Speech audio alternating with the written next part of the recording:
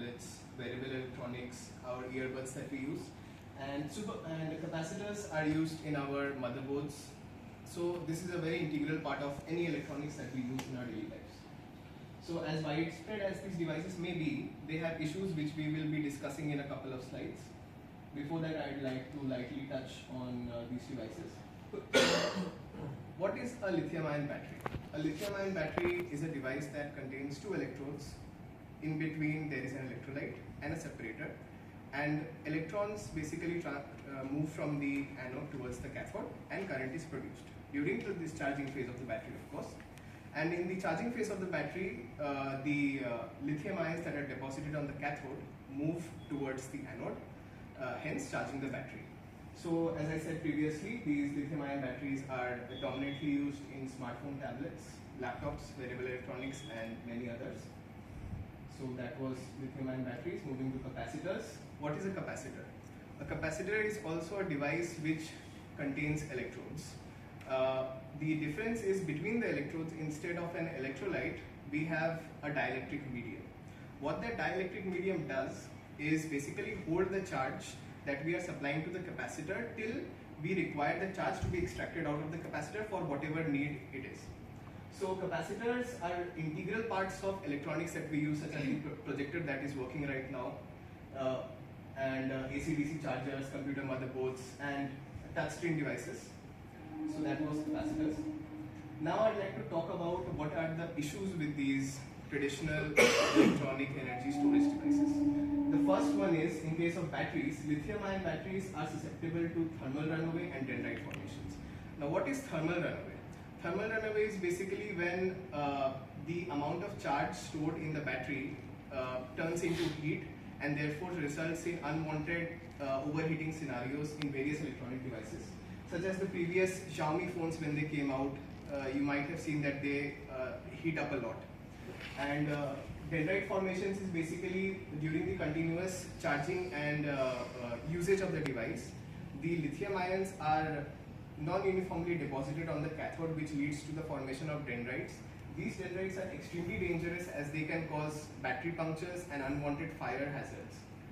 The second problem of lithium-ion batteries is that they have a very limited lifespan. This is because the reaction that is taking place between the electrodes leads to the formation of unwanted gases like hydrogen or the sulfides, or even in some extreme cases fluorine gas is also produced, which causes the battery to swell up and degrade really fast. The third point is operational conditions. These energy storage devices that we use are very bound by the operational temperature and the conditions that they are used in. You might see that a hot battery cannot hold as much charge as you expect it to. A hot battery in your smartphones degrade very fast as compared to using it in a cold environment, right? So that is one issue. The other issue is not as prominent, but it is one of the significant issues, that is the energy density of batteries. Traditional batteries have a limited energy density as compared to the modern alternatives that are coming out, which I will be discussing in a few slides. That being said, in the case of capacitors, the discharge rate of capacitors is very high. If we continuously use these capacitors in a very fast manner, the degradation will be very fast and can cause the capacitor to even explode, which is another safety hazard. So in order to solve all of these problems, there is a material called graphene, as you can see. Now, what is graphene?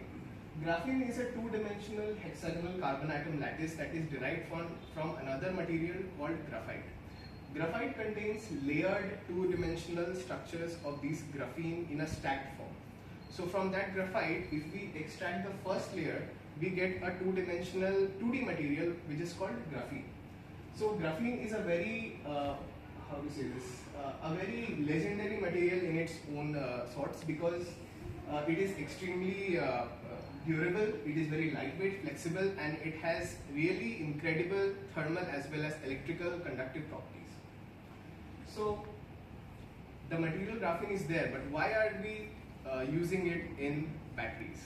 Now we cannot directly put graphene in batteries, right? We have to put it in something that is prone to degradation or causing problems that we were discussing earlier.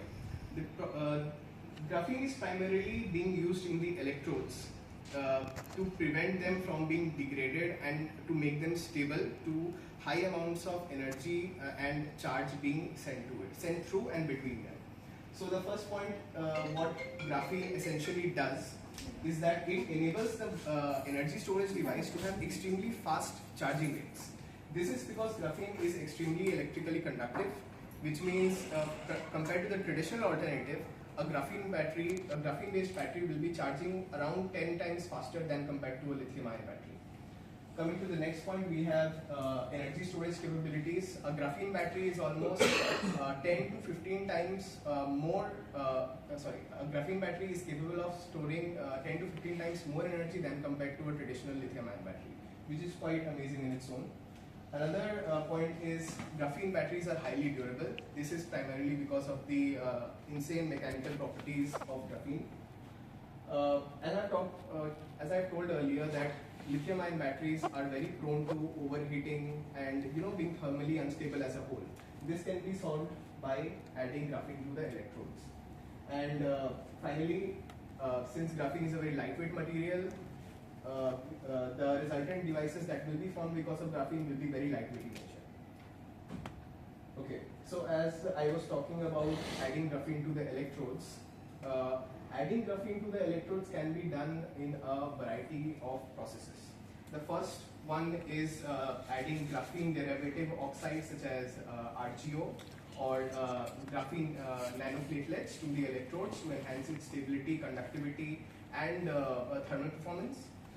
The other process is through chemical vapor deposition, through which the electrodes are infused with graphene to enhance its properties. This results in really good electrical conductivity of the electrodes, better thermal performance, highly durable electrodes, and overall a very stable experience for the battery. Coming to the next point, that is the commercial application of these graphene-based energy devices.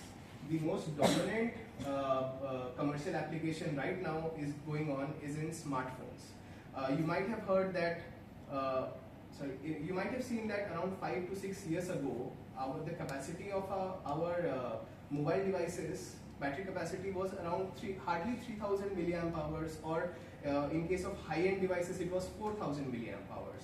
But right now we can see smartphones that have a minimum battery capacity of 5000 milliamp hours, and we are reaching to capacities ranging over 8000 milliamp hours. This is because of a compound called silicon carbon that is being used in batteries, which greatly enhances the energy storage capacity of these batteries, resulting in 50% more capacity than traditional lithium-ion counterparts.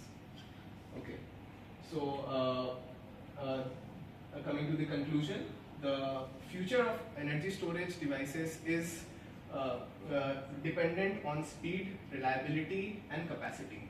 Without increasing these parameters, we cannot expect a future of high-performance mobile devices, especially which will last for a very long time. So, concluding my statement, I would like to say that graphene, with its atomic precision and unparalleled properties, it is the 2D material that delivers on all three factors, making it the foundation for high-performance, sustainable energy future. That was it. Thank you for listening to me. Any questions?